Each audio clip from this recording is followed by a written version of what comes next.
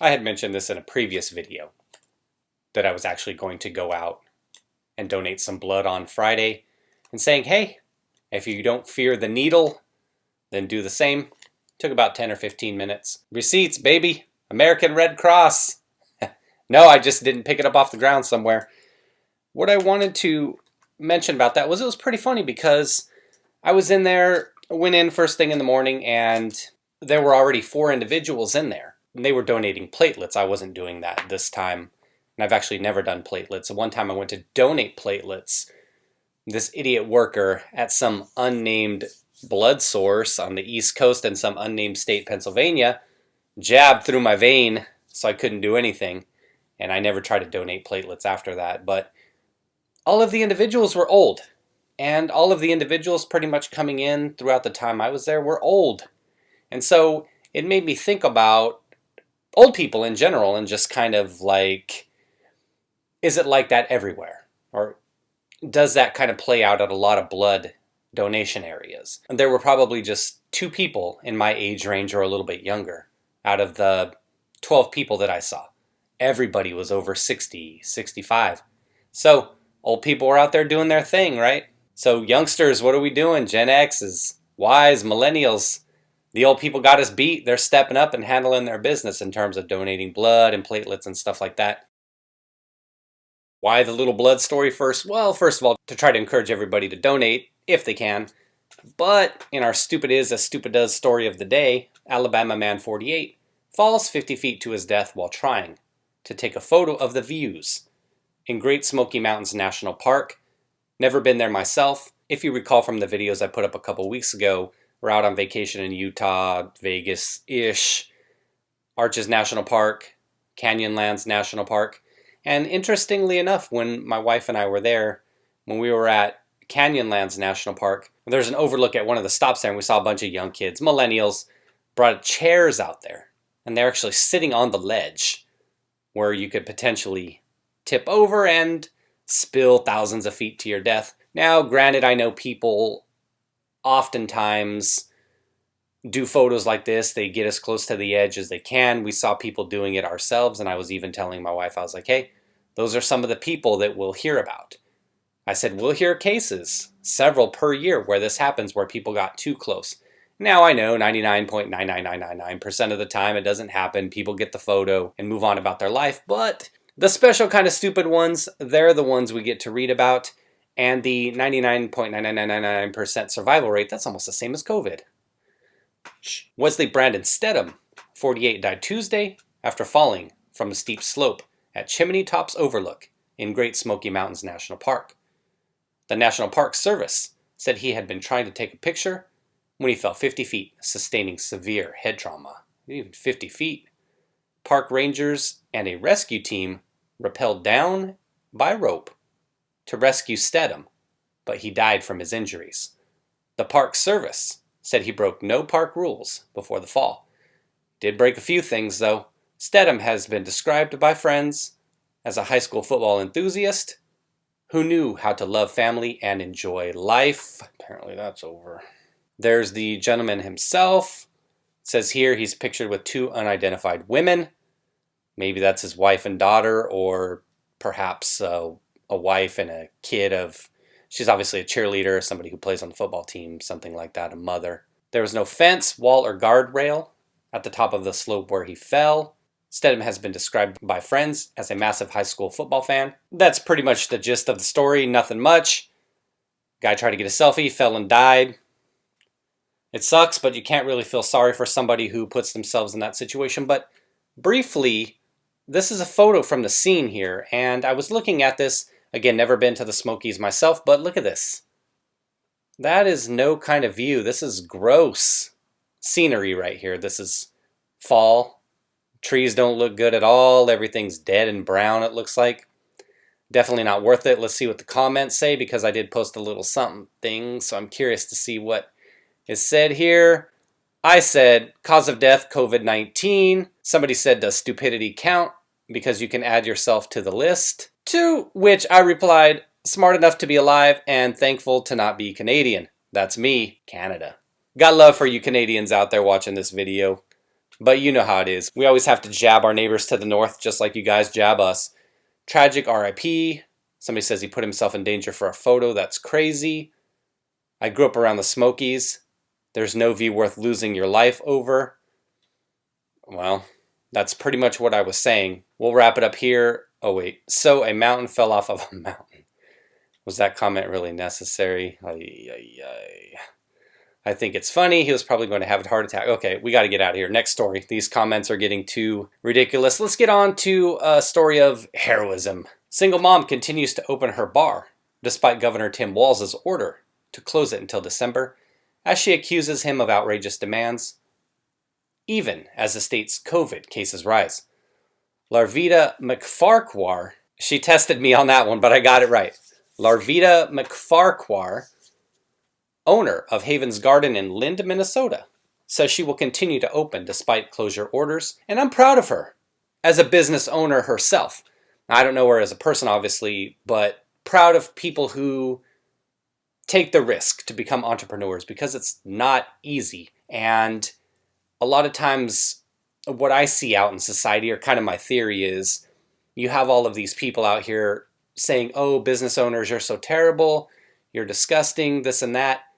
Those are people who work for somebody else.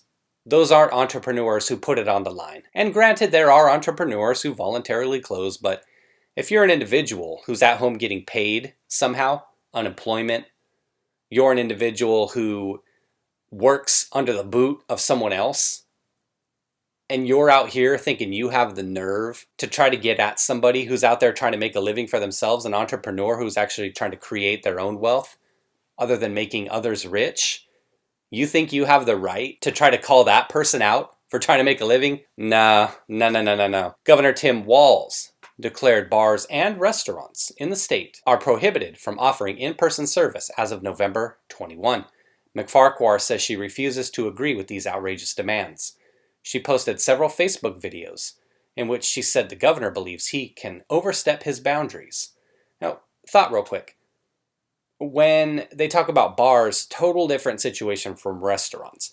Obviously, restaurants want to see their in-person dining as well because it boosts revenue. But at least they have the opportunity to have food called in and taken away from the restaurant. Bars, granted, they serve sometimes food as well, or what is called food. But if your main derivative of income, say it was 70-80%, of your bottom line comes from the sales of the liquid stuff, then you're going to be disproportionately affected relative to how a lot of restaurants are. So obviously you'd want to fight harder for your livelihood than a restaurant owner who can just have people come in and take out their food. The single mom warned patrons they could be fined if they came to the bar, but that she would not be closing despite a visit from the sheriff's office. And we saw in their neighboring state, Michigan, where things were taken to the Supreme Court with their idiot Governor Whitmer, that she lost in the Supreme Court, that there was some bit of unconstitutionality ruled. And we saw that recently in New York as well, in Cuomo pitching his little baby fit, pooping his diaper, saying it's irrelevant. Constitutionality, right? Walz closed down bars and restaurants again as cases spiked. Minnesota's total cases are about 295,000, double the number from 28 days ago. There's Larvita right there. Nice. She's got her American flag up. Gotta love that. Got a little bit of a video here. Let's see what she has to say. Here at Haven's Garden, letting everyone know that we will be open this Friday, November 27th, from 9 p.m. to 11 p.m. I want to thank everyone that is willing to come out, and I want them to know that there is a possibility that they would be fined $1,000 if they show up. So please make your decisions wisely, that if you would love to come down and support me, which I would love, but I want you to be aware that you can be fined $1,000. All right, let's read just a little bit more and we'll wrap it up. You get the gist of the story. After posting the video, she was approached by the Lynd County Sheriff's Office asking her if she was aware that opening her bar was against state orders. She claims that a deputy also contacted the DJ she had scheduled to play at the event and threatened to arrest him if he performed. From November 21, bars and restaurants in Minnesota are prohibited from offering in-person service under Walz's latest action as the governor attempts to stop the spread of CV.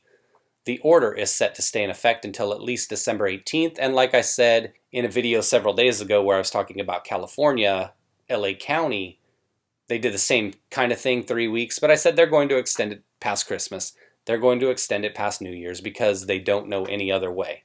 It's all baby steps, as I said, to get to the ultimate thing. You do the small ask first, and then you keep extending it and seeing what individuals will put up with. And I think we know in these blue states, as you saw in the election, that they will do anything that their masters tell them to do, based on how the vote went in some of those municipalities. Yet Farquhar decided to take a stand, claiming that the governor does not pass laws, and she should be allowed to open. No person in power has the authority to shut down a business for no reason and pick and choose who can stay open and who cannot, she said. And that's kind of the common argument, right? What establishment is deemed essential and what others aren't, right? As we've seen this large transfer of wealth happen over the past 6 months. Large businesses keep getting larger and larger. The Amazons, the Walmarts, the chain restaurants, to some degree, have seen a lot of influx in cash to them. Maybe say less so the chain restaurants because they're kind of hit by this as well. But other large types of businesses see this great amount of wealth coming into them as the consumer base is concentrated and funneled into them. Whereas the mom and pop shops, sorry guys, you've got to close. Will you reopen? Oftentimes, no. Things are going to look different for those businesses and all of those jobs lost for those people who work there. But hey, maybe they can go get a job working for Walmart or in an Amazon warehouse now, right? For me, it's about taking a stand. We always want other people to do things, but it's time that we the people stand up and say no. We are not going to agree with these outrageous demands. I said, yes, I am aware.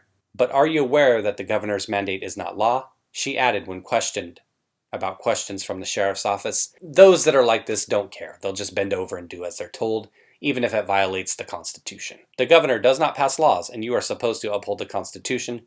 You don't work for the governor, you work for us.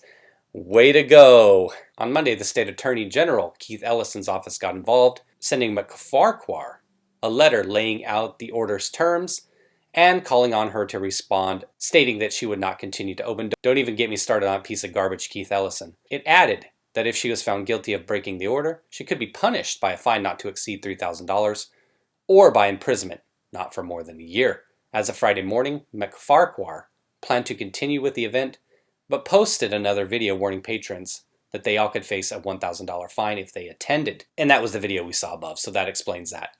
What does it say about our country and Governor Walz when he uses our Sheriff's Department, Attorney General, and our citizens to harass, threaten, bully, intimidate, coerce with fines, litigation fees, loss of licenses, and jail time for wanting to be open, she wrote alongside the video. They are not going after hardened criminals. They are going after our small businesses. Thank you to everyone who is standing with me. And I guess that is the one huge unanswered question about all of this. We see a lot of the impact on small businesses that we've heard, and I talked about that a little bit earlier. But also we've seen how they don't punish rioters. I'm not directly aiming it at anybody in particular, but Minnesota being what it was, they fail to punish actual criminals. They postpone trials, or oftentimes when individuals are taken into police custody, they're just released without charges. But yet they're going after small businesses, individuals out here trying to make a living. So it makes you wonder what the mindset is. What are you really thinking? What are you really trying to accomplish? What kind of individual goes around letting individuals destroy cities, destroy the state, commit crimes, and then wants to come down on small business owners for trying to make a living? I don't understand it. If somebody's really got a logical explanation as to why these states, cities, governors, elected officials are behaving this way, I'd love to hear it.